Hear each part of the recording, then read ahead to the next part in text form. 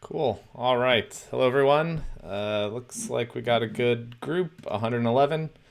Okay. So, first off, let's go over assignment four. So, I actually just finished calculating the scores for this about 20 minutes ago, so I haven't been able to upload them to Canvas yet. So, as soon as class is over, you'll be able to get that. And so, without further ado, so, what do you guys want to see first? The victims or the scams? I think it makes sense to look at the scams. Yeah. That way, that prefaces the scams. So, okay. So this is the list of people who successfully scammed people. Okay, let's do it again. So this is ordered by how many people they scammed.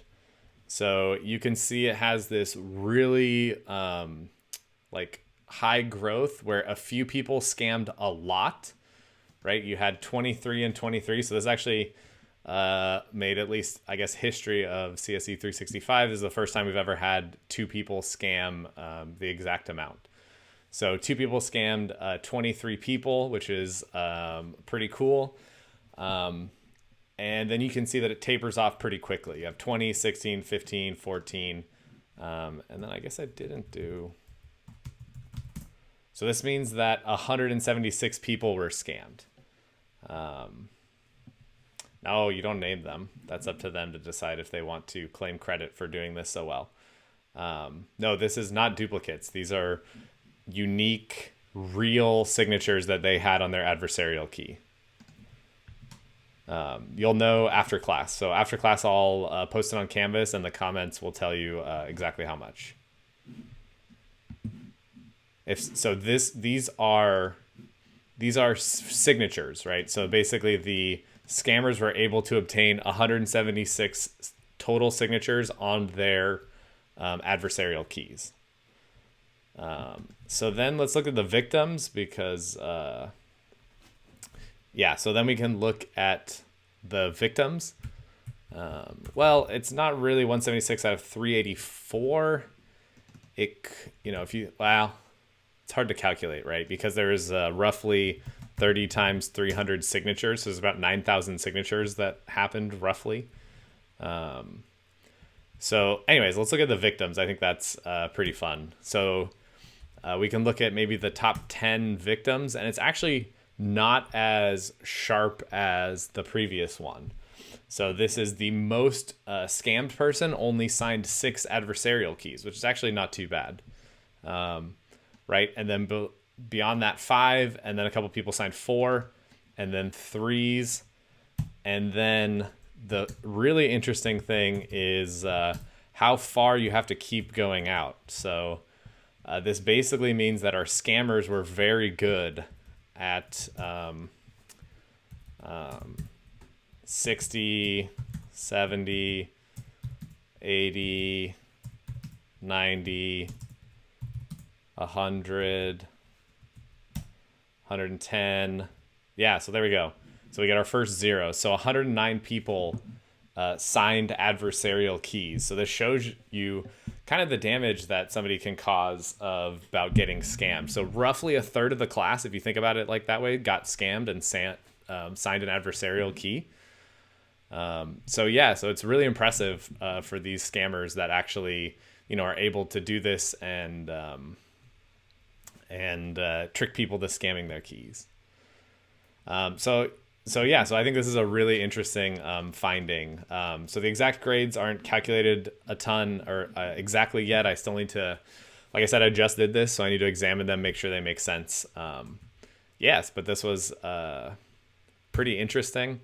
Let's see. I've sent an email to the top scammers to see if they wanted to out themselves and tell the class if their strategies, so we could hear from them.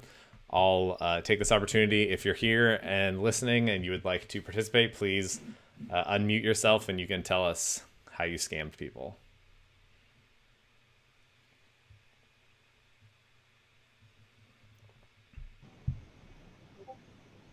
I didn't scam anyone, but I know how people usually do it. Mm-hmm. That works. Sure.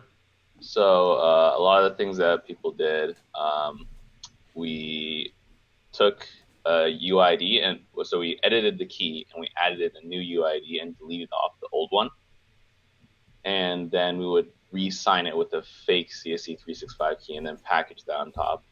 I can verify this person is not in the top 2. So I also did a decent amount of sneaking or scamming or fake key signing.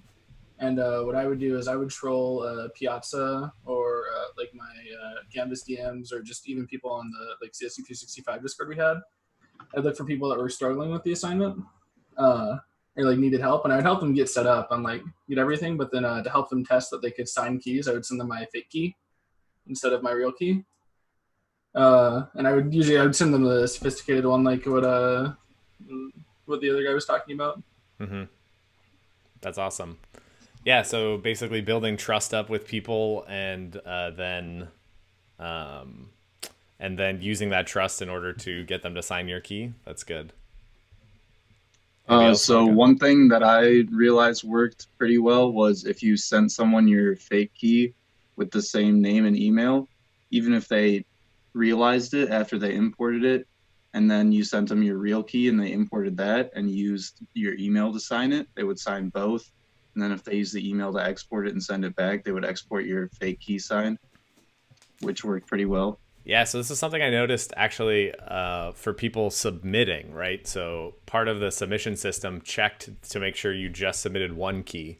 So if people just use the email address in order to export keys or to sign keys, like Ryan is saying, they would actually export they would sign both of the keys. And so then when they would export it, they'd also export 2 keys. So this is why it's really important to focus on the key IDs and the fingerprints rather than the email address. Yeah, I'll say in general, though, some people are saying your Discord was taken over by people, and people were scamming in the Discord, and nobody was able to figure out who it was. We were doing our best to like moderate that. Yeah. We were trying to quarantine stuff, at least on the secure channels. There's a few that were unsecure, though. All it takes is one. And, from this list, you can see that there is a lot of people that just got scammed once. So if it was just that, yeah. Anyways, I think this is fascinating. And the really interesting thing is it follows the distribution I've seen in almost every class that I've done this in, where the victims, the scammers, are not a ton, but there's a few people that scam really well, and then it kind of tapers off. One thing I did notice is I was actually in a little snake chat, and we had like 10 people in there or something like that, all just collaborating. Well, there's only like a couple of us truly highly active. There were everybody was in there going like, just kind of like, hey, let's try this out. And so like we had like a little think tank going on there, and of course we would try to invite people to fake discords that were exclusively for scamming, that we would all try to act all friendly, and one of us would catch a fish and bring them in. So I think I know people in our group might have an idea of who got that 6. We also were working on with the fake server key to make it so that to make it harder to check. What we'd do is we'd load the armored exported server key, fake server key, onto a real key. We'd seed someone, and then we'd put that person's name in like a chat that we were keeping track of everyone who we'd seeded with the fake server key. That way, you could just send them a fake key without like having them like if they checked and see that there's only one key included in the file they're importing. Nice. Yeah, so in the chat, as far as I know, there's no way to fake your name, email, and the class signature perfectly. So, because the class signature, so if you looked, that was based off of the fingerprints are all hashes of things. You could probably get it to match pretty closely, like people are saying, but to get it 100%, you would need a lot of compute to try to get that. Something that also worked well was because you uploaded the assignment and then like you had to take it down at that one point.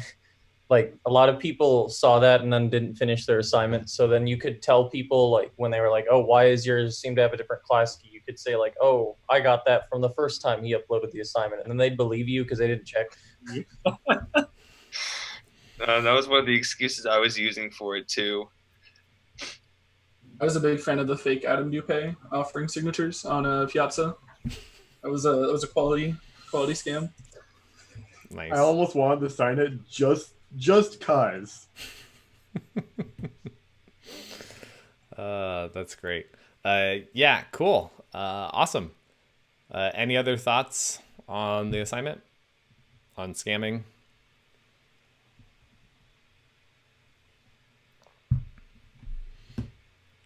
There's like a huge human component to this too, because like if you tried to scam people like right before the assignment were due, you got all the people who were really desperate. So I think they were less diligent and checking. Oh yeah. Yeah, there's that weird psychological component to this assignment where you can, or even if you think about somebody was talking about earlier about leveraging trust. So if you build up trust in someone by teaching them how to do it correctly, and then you just slip in your adversarial key as something for them to sign, they're so new, they don't really know exactly what they're doing, but you just help them get set up. So that's kind of super interesting. So nobody, Also, people are asking in the chat just a second, nobody authorized me to out them, so I can't tell you if they were or were not one of the people who talk. I'll authorize myself for that. Okay. So Ryan was one of the two people.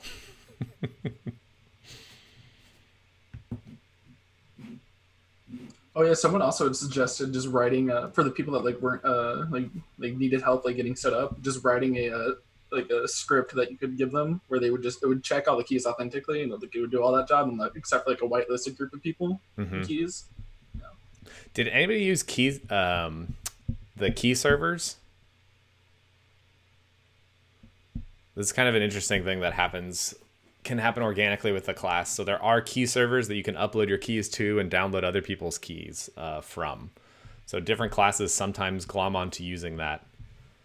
The highest number you can see on my screen here, it's 23. These are the number of successful scams ordered in greatest to least. So the two people tied for 23.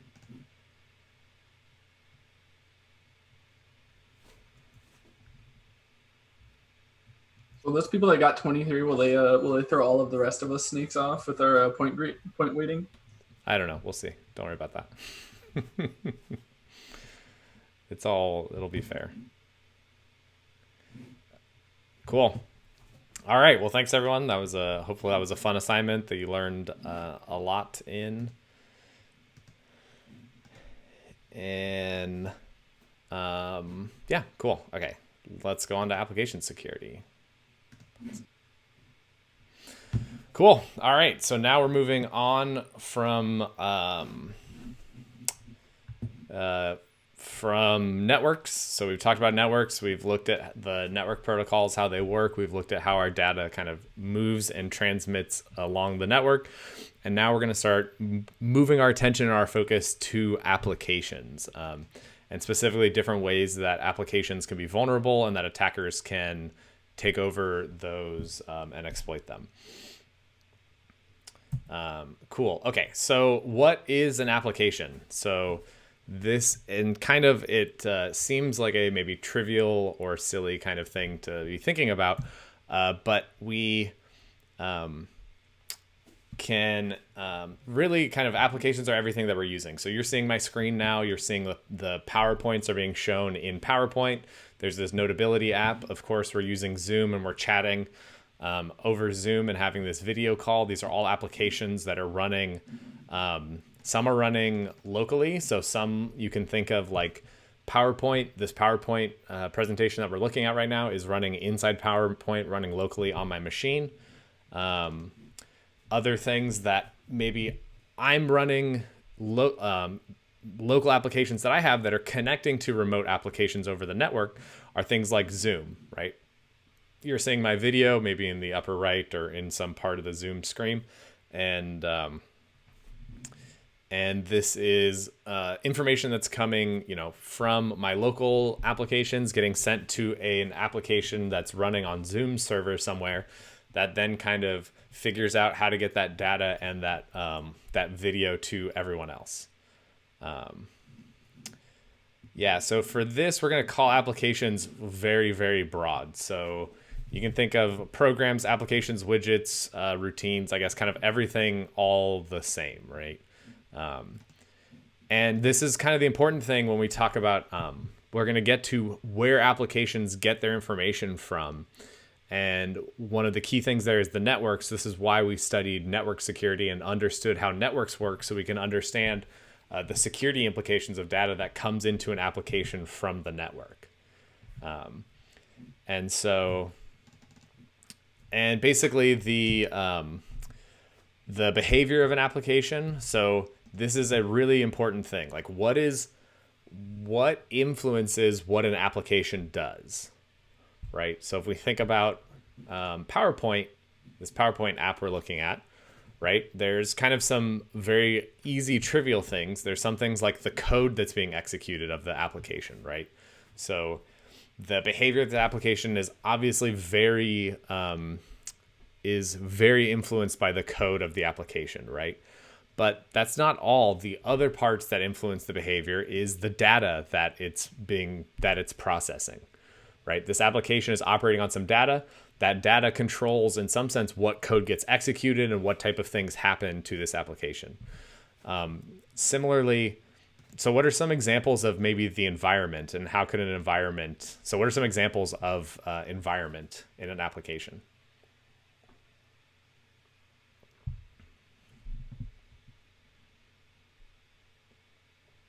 Environment variables, operating system. Yeah, these are good. If it's running in a browser, so what kind of browser? Linux, Mac, Windows, Docker. Yeah, all kinds. So you can think of kind of the environment around the application. So it's not just the application itself. Library versions, that's great. So libraries that are dynamically loaded when the application runs, those versions may change, and that influences the application's behavior.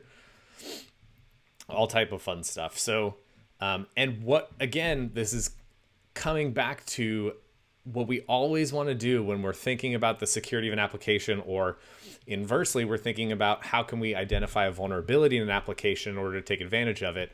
We always want to be thinking about, how do I violate the three components of security? Can I violate confidentiality, integrity, or availability? And we'll look at different types of attacks here. Cool. And this is kind of a graphical picture of this, so I want to make sure, so everyone can see this, right? Give me a thumbs up that you can see the screen.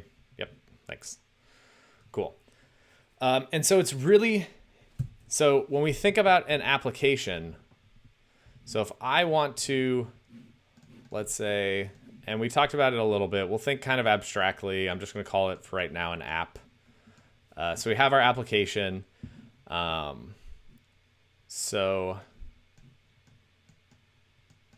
Right, it has some code in it that's running or whatever.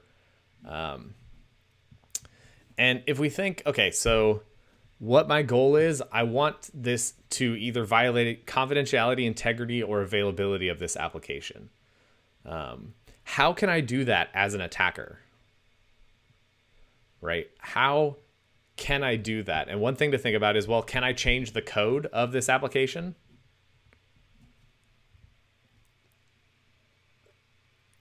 What do you think?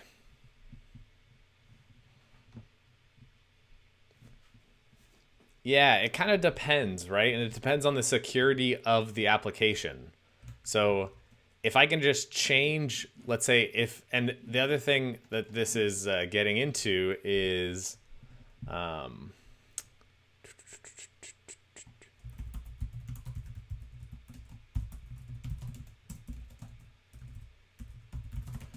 right. So what this is getting into is what constitutes a confidentiality, integrity, or availability attack on the application, right?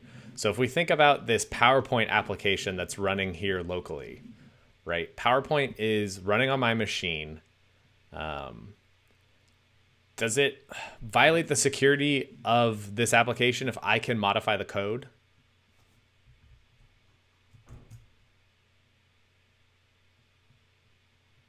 Yes, integrity, but it's my application that's running on my machine. Why can't I go ahead and just modify the binary? Maybe I can, I don't know, figure out where it says notes and change this to something. But it doesn't matter that I didn't write the program. It's running on my machine, right? So if we look at the permissions of this application, I have permissions to edit the code of this application, right? Now, think about it differently. What about PowerPoint that's running on your system, right?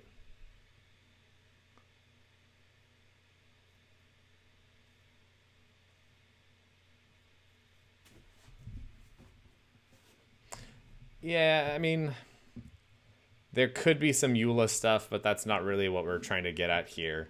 You know, fundamentally, I have all the bits on this machine. I own all the bits that are running here.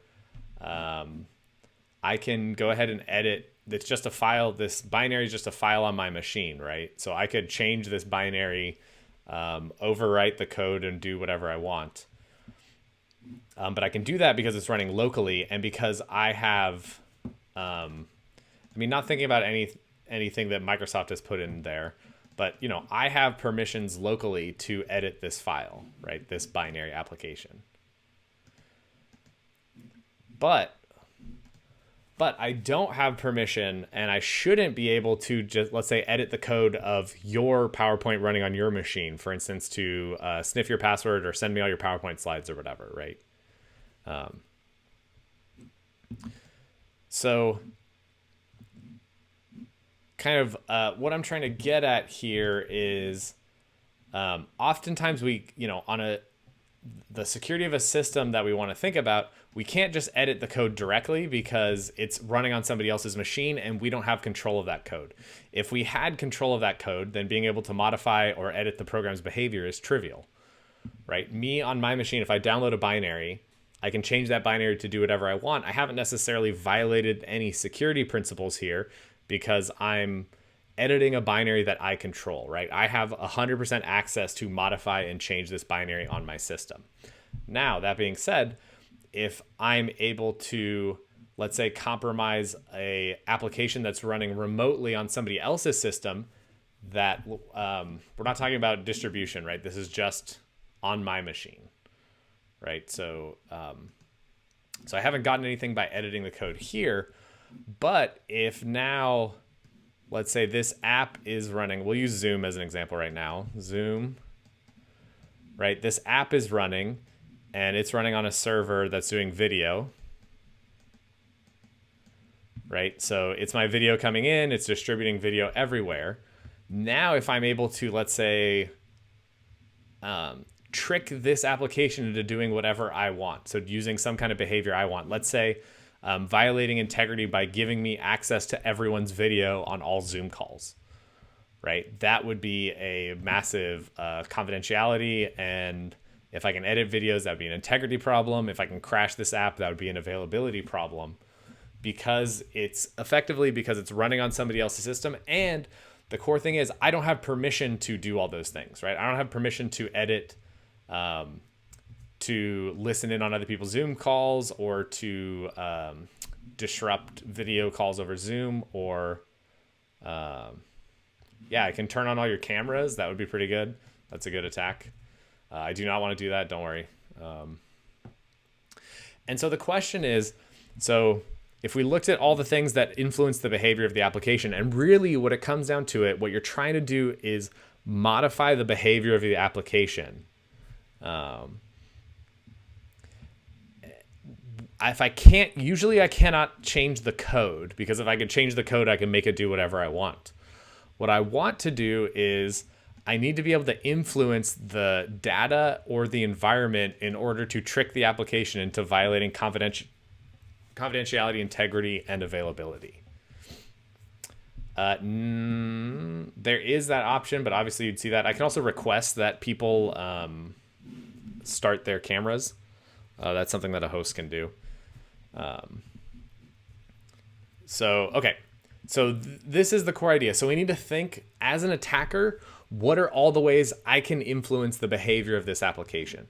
And to do that, we need to understand how applications operate. And the other way of thinking of what we're doing is thinking about here, and the way I always think about this is what are all the ways that I, as an attacker, can influence the behavior of this application through giving it input.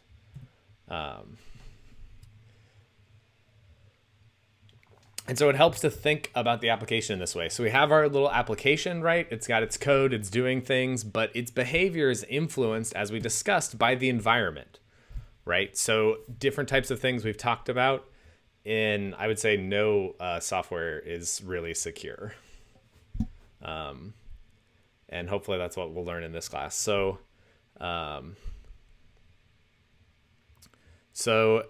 the environment influences your application. So for instance, if you write an application that just writes out to a file, that is influenced by where you are, what directory you're currently in, and that's influenced by the environment.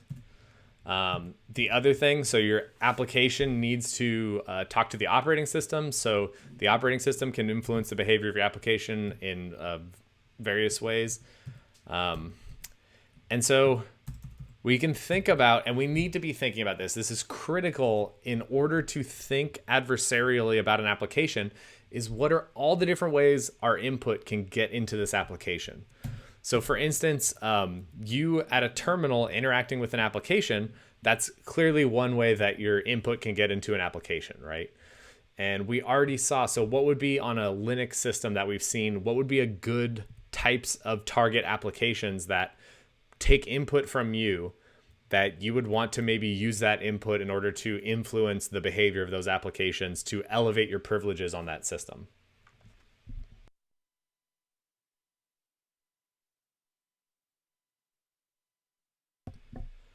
Yeah, chmod would be a good one. What else? Set user ID. Yeah, any set user ID program, right? So any set user ID program, as we saw, is run with the permissions of root. And this means if we can trick that application into performing actions on our behalf, we essentially can become root. So that's one way. So we think about applications get interaction from us, just from our input. Another way is from the file system. So just as we talked about, applications maybe read and write things from the file system. And as an attacker, we can maybe influence what files exist in those locations. Similarly, from the network, so applications that interact with the network, anything that comes from the network, potentially as an attacker, we can influence that, that behavior. And also other processes on the system, right? So most operating systems have a way for one process to send data to another process, signals, different types of things, different types of communication. And this is what we need to think about of all these different ways that we can get data into the system. So I like to tell one example of this is I think it was a cross-site scripting bug I found a long time ago into an application that was an online music playing application. So you could actually upload your own like MP3s to this and it would be part of your playlist or whatever. And I realized it was taking the name of the song from the MP3 metadata. So I put like HTML tags in that metadata, and I saw that they ended up not being sanitized when they were used. So this was like a crazy way that data coming into the system from an MP3 file that you uploaded, which most people wouldn't think has these characters in it, can cause a vulnerability. No, this isn't the one on my blog. It's an older one. So yeah, this is one example. Other types of examples, I've seen applications that load like tweets in from other data sources. So you can actually, if you can influence your tweet to get added to the system, you can cause vulnerabilities that way. But really, and this is the critical thing, is this is application specific. So all these types of vulnerabilities, you need to know what does the application do, what's the functionality, and how can I, as an attacker, influence the application? Cool. And so what we're going to be studying is this notion of application vulnerability analysis. So the process of identifying vulnerabilities in an application. And these can be anywhere from design level vulnerabilities where the design is just fundamentally flawed to implementation vulnerabilities where there's a bug in the code of the application that allows and that bug allows you to compromise the security of the application.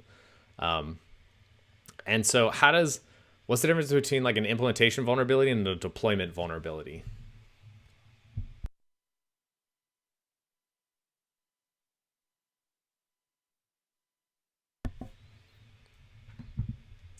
Yeah, so a little bit close, being configure related. So you can think of an application that is perfectly secure. The code is 100% fine, but when it's deployed, let's say it's on a shared system and the permissions on the directory are every user can read a certain directory, right?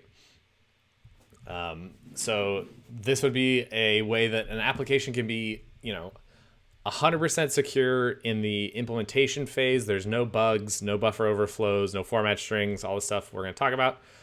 But when it's deployed in an insecure and vulnerable way. Other types of deployment vulnerabilities can be leaving the .git directory lying around in your deployment, which gives you access to the history of the application, which has some maybe secret passwords in there. All types of kind of pretty cool stuff.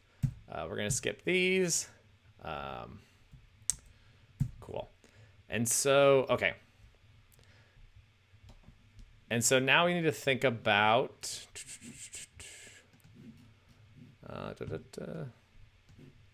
okay, the difference between local attacks and remote attacks.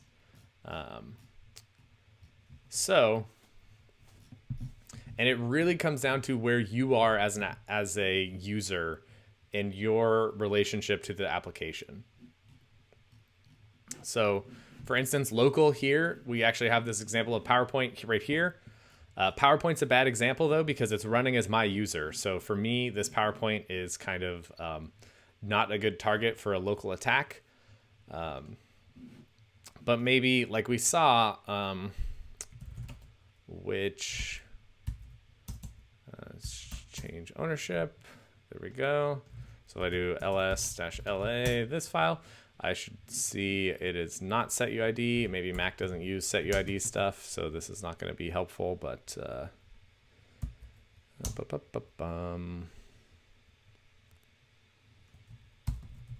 I can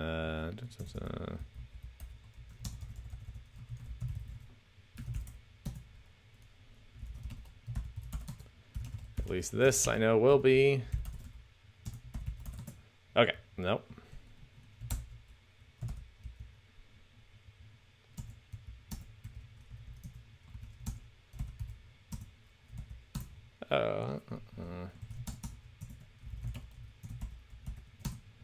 There we go, found one. Okay, so clearly I was using the wrong file. Yeah, change ownership doesn't actually need setuid. So here, as we saw when we looked at this, there's a setuid binary. So if I can find a vulnerability in this change ownership binary, then I can elevate my privileges. So right now I am operating as the Ubuntu user on this system. And if I'm able to exploit this binary, I would then be able to elevate my privileges up to root. So on a local attack, what you're trying to do is elevate your privileges from your user to another user. And this requires you to have a established presence on the system. Either you have a user account or you have another application that you've already taken over and have control of. And so this contrasts to remote attacks. So remote attacks, we actually have a good example of like this Zoom application that we have here, right? I can't directly, let's say on a local attacker, I can maybe directly change the file system. I can change, if we go back to this pretty graph here, right? As a user on the system, I can actually influence the environment. I can influence the file system. But if I'm a remote attacker, if you think about in this diagram, right, the only way I can get data into this is through the network, right? this is the only way I can influence the behavior of this application, because I can't directly, let's say, add or remove files. I can only do whatever this application allows me to do. So we call this, and we think about this in some sense, the attack surface, right? So a remote application has a smaller attack surface because you only have kind of one entry point into the application, whereas a local application can have a much greater attack surface. And so the typical way this works, if I draw a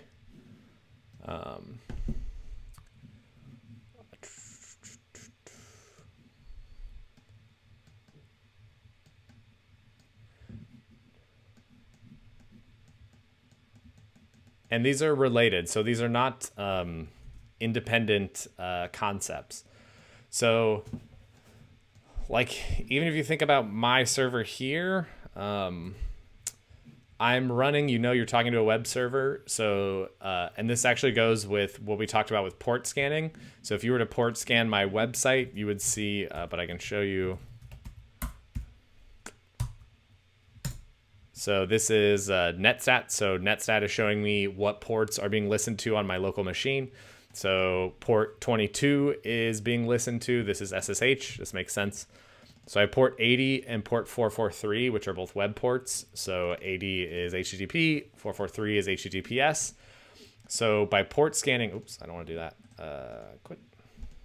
So by port scanning this machine, we can see that port 80 is listening. So we have a web server here. And this web server, if we actually look at this, so let's see, I can do... So I can actually show you the exact application that's listening here. So this is Apache 2, this thing. And if we go PSAUX, grep, right? So these Apache are actually running with the user www-data. So as an attacker, what my goal would be is to use a first remote attack against Apache, take over Apache, and now once I've exploited Apache, I'm on this system as the www-data user. And that user has very little access on this system. They only have access to the, I think it's var www HTML directory. And even there, they can't even edit anything. So even if you hacked into this website, if you took over Apache, let's see, you wouldn't be able to alter these files. You also wouldn't be able to look at, I don't know what I have in here. I don't think probably anything interesting. But you wouldn't be able to edit any of these files because we can look here and they're all owned by me and they're only accessible to this Ubuntu user that I am right now. So what you'd want to do if you wanted to take over this system, you'd then need to find a local vulnerability, because now you've shifted as an attacker from a remote attacker to now a local attacker who's running as this www-data user. And now what you want to do is find a local attack and a local exploit to elevate your privileges to root. And this could be, maybe you exploit a bug in the operating system that allows you to elevate your privileges to root. Maybe you exploit a bug in a setuid program that allows you to elevate your privileges as root.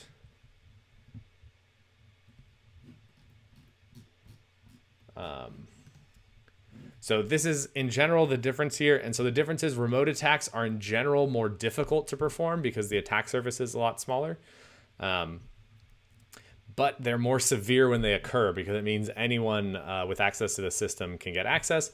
Local attacks can be slightly easier because an attacker has more knowledge of the environment. But the attacker needs more capabilities in order to even try to attempt a local exploit. No, so there should be no difference. So the web address is just the DNS address that gets translated to an IP address under the hood. Cool. Okay. So now if we want to truly be able to identify vulnerabilities in an application, we need to understand the exact life cycle of an application. And I hope in something that's kind of been clear through this class is what we're really trying to do is understand exactly what's happening at all these different layers so that we can identify vulnerabilities in them to exploit them to make the application do something it's not supposed to do. And to do that, we really need to understand the exact life cycle of an application. Now, this is something that should be very familiar. You've all written applications, you've written programs that do things. So, you as an author, usually you write your code in some high level language like C or C++, Java, Python, whatever. The application is then translated to some type of executable form, maybe interpreted or compiled. We'll get into that later. But at this point, it's essentially just bits on your disk, right? So this application has been translated into something that a CPU could execute, and then the operating system has a way to take those bits on disk, load them in memory, and then start executing your program. And so it's executed, and then it finally terminates. So just a quick difference between interpretation and compilation, because this comes up and this causes confusion. The idea is essentially that interpretation, typically it's you have another program that interprets your program. So for instance, if you're talking about Python, typically you write your program in a Python file, and the Python interpreter goes through and interprets all the instructions of your application. So it's kind of a program interpreting your application, which is distinctly different when you compile something with C or C++. You're creating a binary executable that your CPU knows how to execute. So there's no other program that has to interpret your binary. The CPU itself can do that.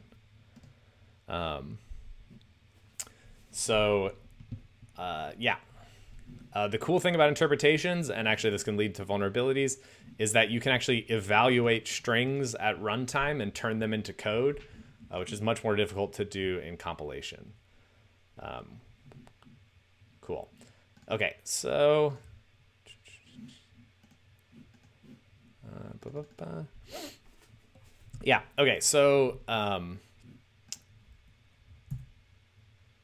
cool. So compilation is the art, and there's obviously entire classes devoted to this, so we're not going to get too in depth here. But the idea is you have a I don't know exactly what Zoom is written in, but interpretation is not what interpretation is something like Python or Java. So Java, you compile down to Java bytecode that a Java virtual machine can interpret and execute. This is a very deep topic that the lines are not as clear drawn. For instance, something like Java will detect when you're executing code in a loop, and it will say, okay, rather than interpreting this code, what if I compile this code to executable code, and that way I can prevent interpreting it every time. So this is just-in-time compilation, or JIT. So no, typically, like if Zoom is written in C++, you are directly executing that Zoom binary when it executes. And so the part of compilation, you have an assembler that, so first when code is compiled, so your compiler turns it to architecture specific assembly. So again, we're getting, so we have kind of our high level C program. And I guess for those of you that have written C, this maybe doesn't seem so high level to you, but when we start looking at assembly code, you will long for the days of C. So here, then we have something like GCC that will compile our C program to assembly. So what's some assembly languages that you all are familiar with? Yeah, MIPS. What else? Yeah, so we'll go with x86 for now. ARM. There's x86, x86 64, ARM, MIPS, RISC-V. That's a good one. And so what's the difference between like C code and this assembly code that we all talk about here?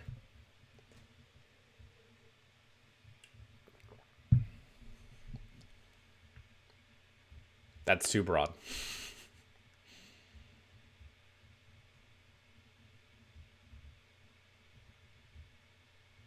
But what does it mean to be more low level?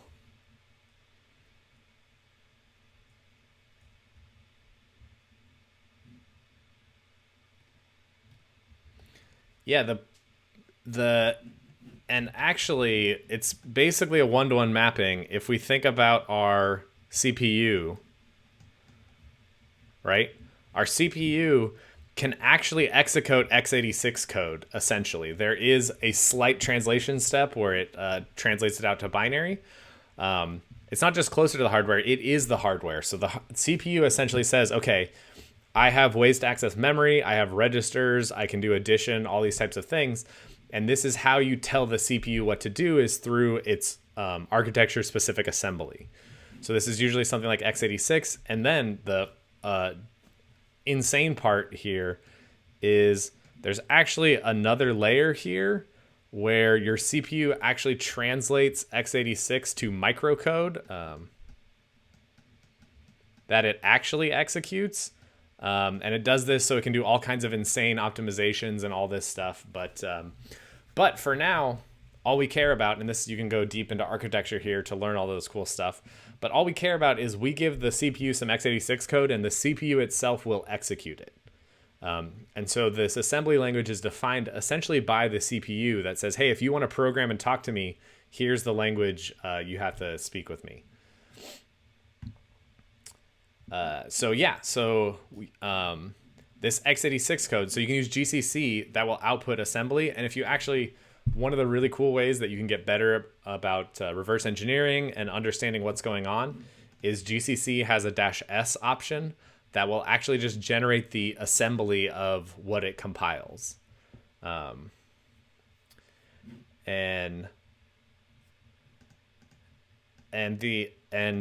you can actually look at the x86 assembly, and then from there, so let's say there's a slight translation that happens because if you think about it, this x86 code, as will look like, looks like code that we as programmers can still read and understand.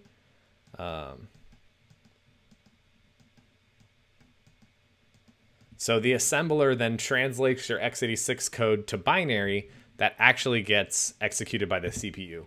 So you actually can see, even the way we've drawn it, it is definitely more lower level and you are getting closer to the hardware.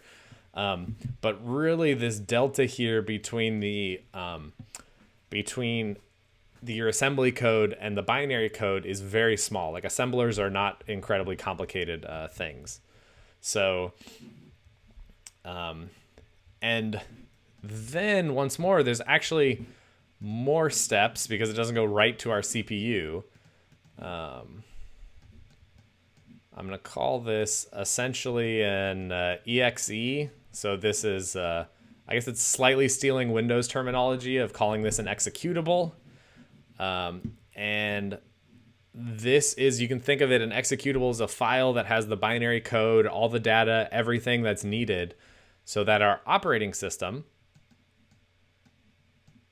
so the operating system can take that file and then finally actually put that on the CPU and start executing this thing. And to do that, it needs a lot of different metadata. There's another step in here that is worth mentioning.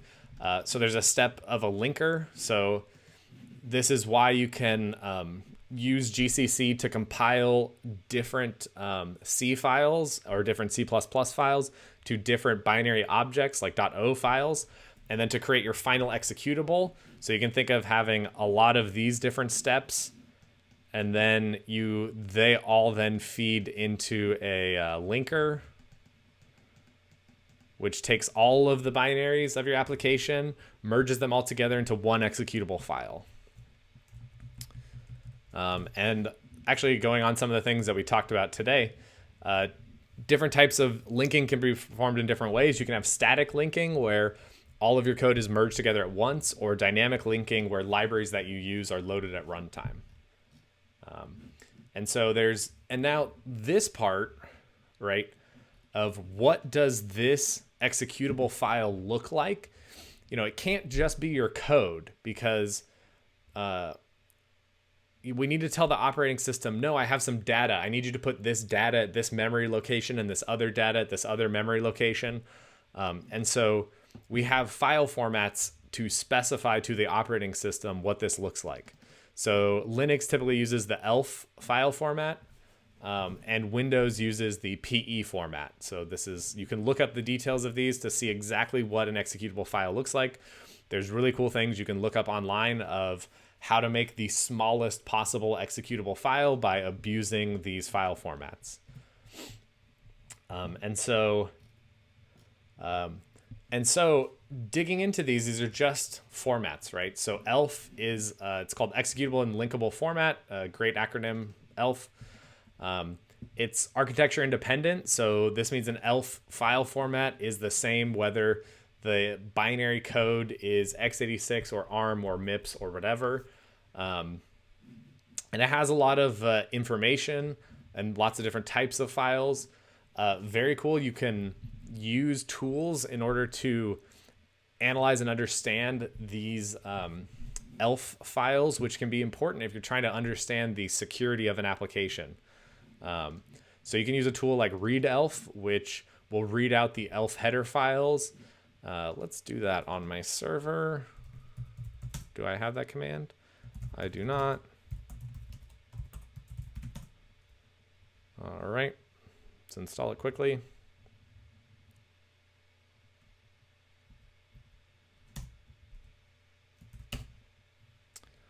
And let's read ELF. I think -A is everything. Bin ls, let's say. So there's actually a ton of information in here. I can see that it's a 64-bit, all types of stuff. The entry point of the program, the very first command that gets executed. This says, we'll get into it in a second, but this basically says where to lay out everything in memory. Different program headers, I don't know, all kinds of stuff. The relocation table, these are everything that gets linked into ls from libc. Yeah, lots of cool stuff in here and information that tells you about what this program essentially does. So we can look at this quickly. That some typical ELF sections to help you when you're kind of looking at an ELF binary about what's going on. So you can have different sections of the binary that say, hey, the program's code is usually in a section called the .text segment. So let's look this up in here. When we can see that the text segment will start at, and this you have to kind of parse all this, so I won't go through all this, but it has different flags on it that it's essentially executable, which means we can execute that code. Data, read-only data, BSS, uninitialized data, and all kinds of stuff in here. So this kind of briefly describes the way that, like we mentioned, this ELF file format, right, describes, this looks ugly like this. Okay, the ELF file format describes this executable file that an operating system can turn into a running process. But how does that actually run? And so in order to do that, we're going to have to study x86 code. So we're not going to deal with MIPS. We're going to be exploiting, real binaries that run on real systems. So we're going to be focusing on x86 code. So we will have to cover x86 assembly so that you're familiar with it. I'll say as you kind of learn more and more of these assemblies, they're not anything very tricky. You just kind of have to, you see patterns over and over. So the jump from like MIPS to x86, besides there just being a ton more x86 instruction sets, are not anything crazy. But the interesting thing here is just basically that x86 has been around for a long time. Starting out with like 16-bit registers and all that stuff instead. And so the first thing, and we're going to specifically be focusing on 32-bit x86. You can do ARM on your own time. You can do everything on your own time. And the way to think about, okay, so a quick refresher for those that maybe are not, don't remember the aspects of a CPU. So a CPU, right? The essential idea of a CPU is you have very fast registers on the chip, a number of them. And you also have the ability to access, let's say,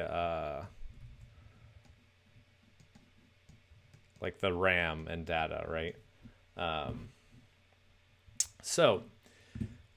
this is, so if you've ever wondered when they say like 8-bit, video game consoles or systems, 16-bit, 32-bit, 64-bit systems, these really oftentimes comes down to how big are the registers, how many bits can you put in a register. And so with x86 32-bit, these are 32-bit registers.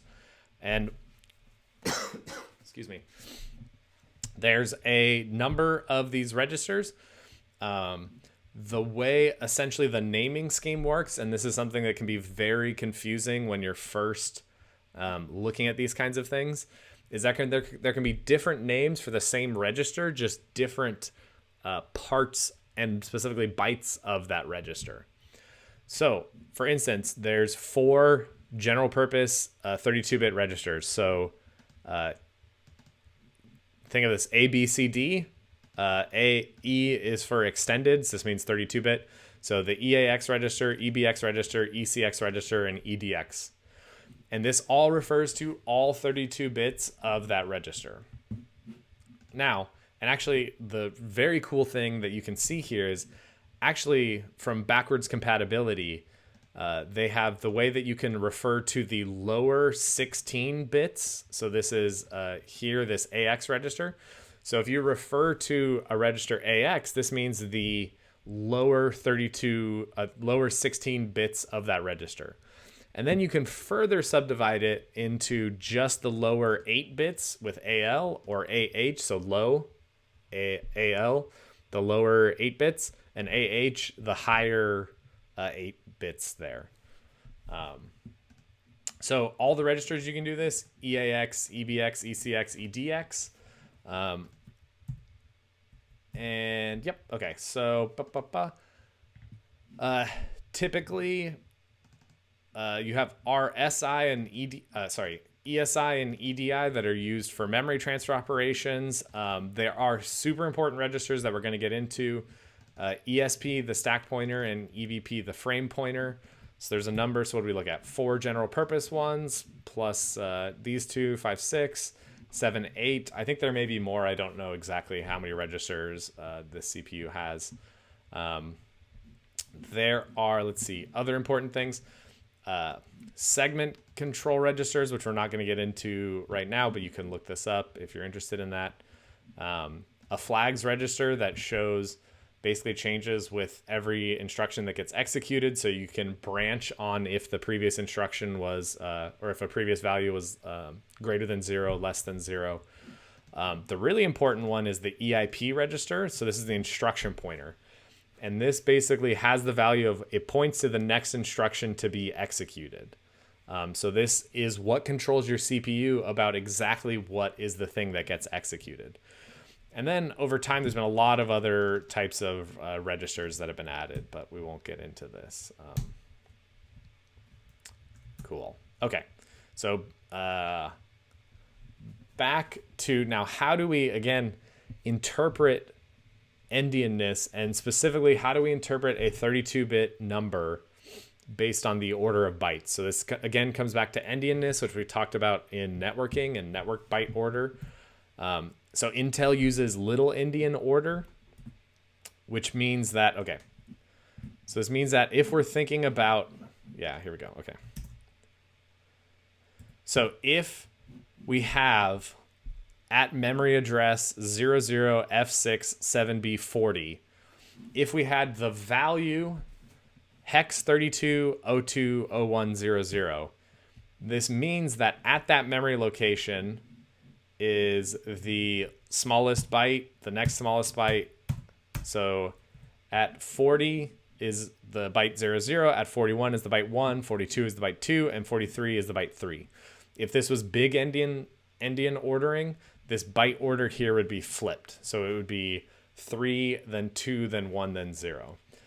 This will get really important, and this will come up when we look at exploiting buffer overflow style vulnerabilities, because you need to make sure the data that you're overwriting is interpreted the correct way. Okay, so again, refresher. So signed integers are represented in 2's complement. So you flip the bits and add 1, ignoring overflow. So -1 is all 1s, -2 is all 1s, and then a 0 at the end. You can calculate these kinds of things.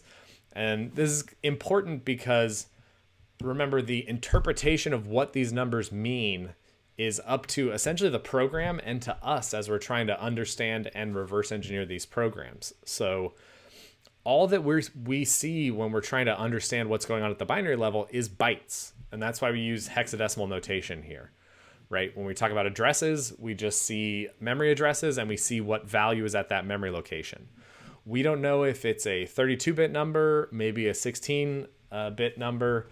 We don't know. And so we have to understand how the application interprets that data.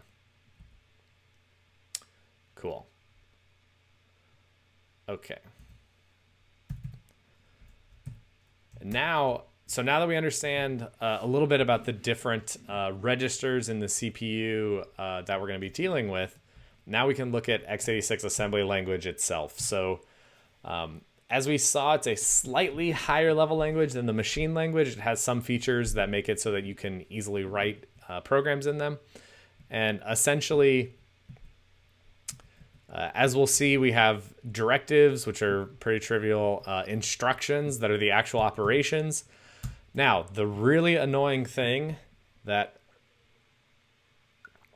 comes up when we're talking about binary and understanding and reading assembly language, and this seems insane to me that we haven't standardized on one syntax, but there's 2 possible ways to read and understand a line of X86 assembly with completely different ordering of the operands. So they're actually very different. So for instance, where is my... Okay, yeah. So for instance, if I had something like, let's say move,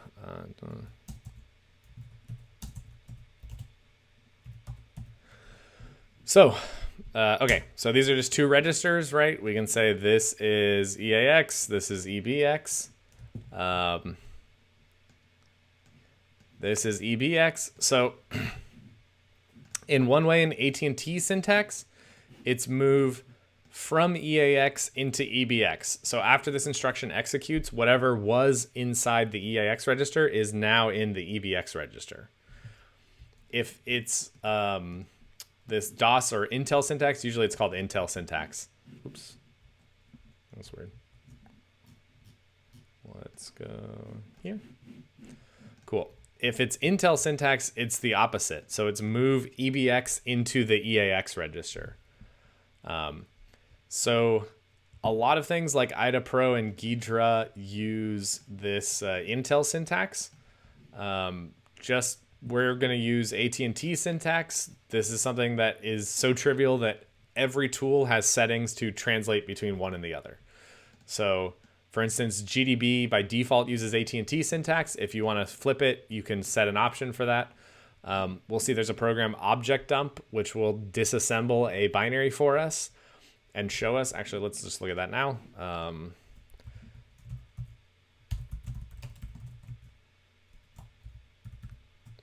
So object dump. So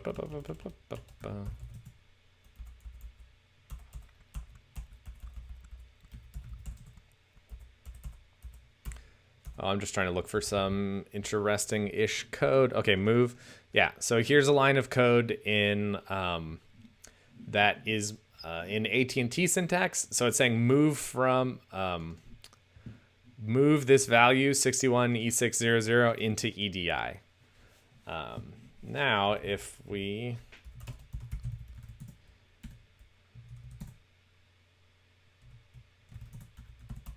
if I can figure out how to, there we go. ATT.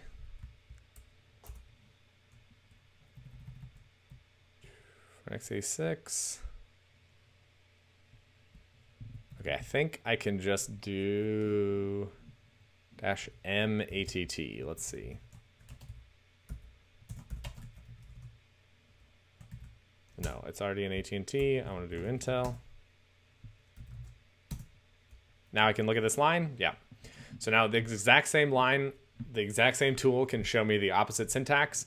So I can say move 61E600 into the register EDI. So this is Intel syntax.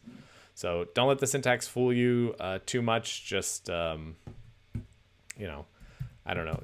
It's not difficult to go between them.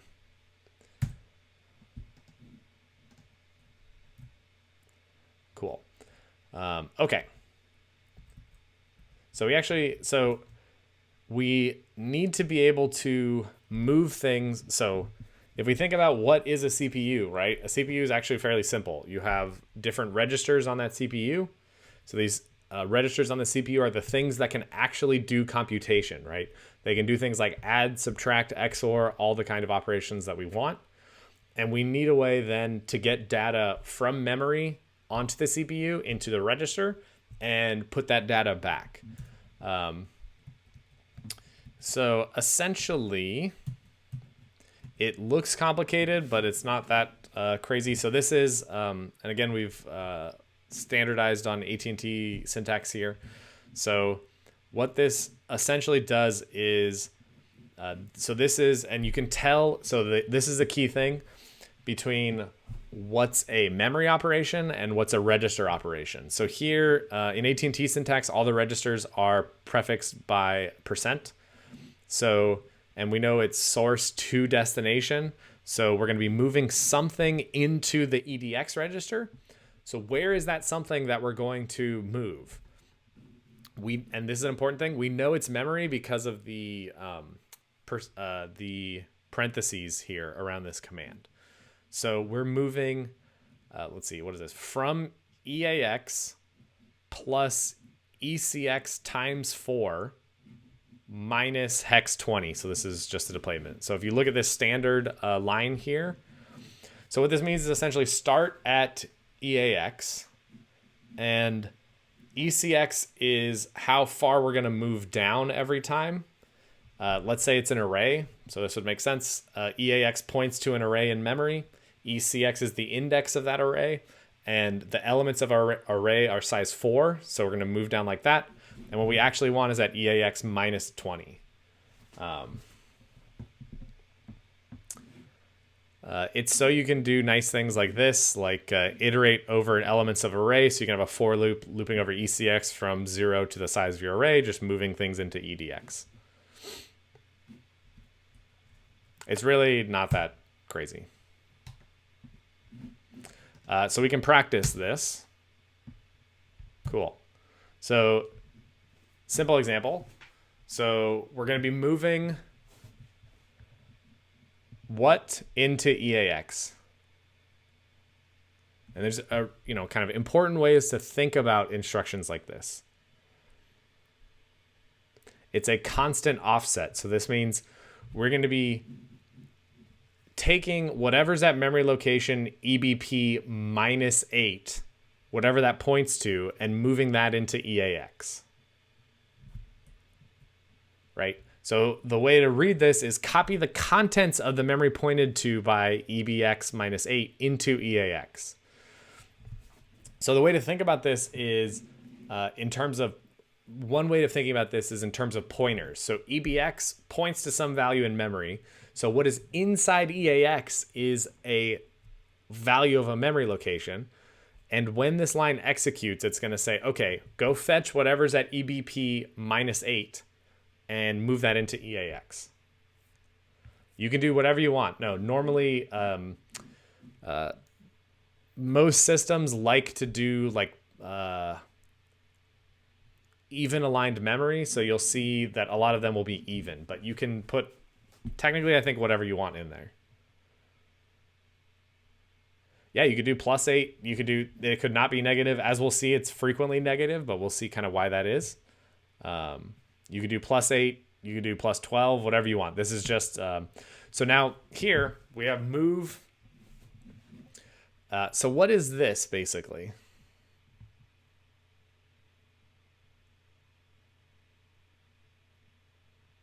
So just copy.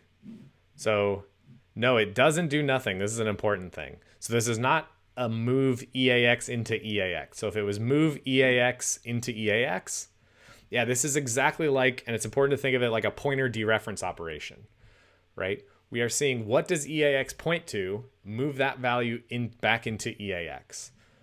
So copy the contents of the memory pointed by EAX into EAX. This is in contrast. I'll go over here. We did something like this. Why does it do that? I have no idea. Move EAX into EAX. This does nothing, right? This just copies whatever's inside EAX to itself. It does nothing. With the parentheses, this means a dereference. This is essentially, if you were to write this in C, it would EAX is equal to star EAX, something like that. So we're dereferencing EAX and we're storing it into there.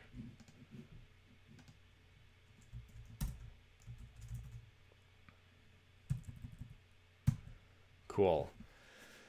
Now here we're gonna store to memory. So now our destination register is a dereference. It's a memory operation. So we're gonna move whatever's inside EAX to EBX plus ECX times 2, whatever that memory location is. So move the contents of EAX into the memory at address EDX plus ECX times 2. So this is actually a very cool thing and a very easy way that you can, the trick that I always use in order to know exactly what syntax you're looking at, which way is which. So this is a constant value. So this says move the constant value 804A0E4 into the register EBX, right? What if this was reversed? What if it said move EBX into 804A0E4, right? That's actually a nonsensical operation. How can you move something to a constant value? It would be different if it had parentheses around it, which said that at this memory location, but you can only move something into or out of either a memory address or a register. So this tells me the source must be on the left and the destination's on the right. So here's the exact difference here. Here we have parentheses around here. So this means dereference at runtime. Whatever is at memory location 804A0E4, put that into EAX. So copy the contents of memory at location. I'm not sure I understand. Oh, Siri, you're fine. 804A0E4 into EAX. Cool. And okay, cool. Let's stop here. So that's so object dump on an SO file. If you do -D does all of the things. So usually it will there's a lot of null bytes in files basically if you look at them. Cool. Okay, let's stop here, and when we come back, we'll talk about the different instruction classes. I highly encourage you, start looking using object dump or different types of tools. You can look at the code here. Another cool thing is create your own little C file, compile it, look at it, and look at what it looks like. The move with the $, this is a literal value. So this means move literal 804A0E4 into EBX. So this means that after this instruction executes, the value inside the EBX register will be 804A0E4. So we actually don't know if it's a pointer or anything, right? So the question, is this a pointer? We have no idea. It depends on how it's used. If EBX is dereferenced later, then perhaps it is a pointer, but really we don't know at this point without more information. Cool. All right. Well, thanks everyone, and I'll see you on Thursday.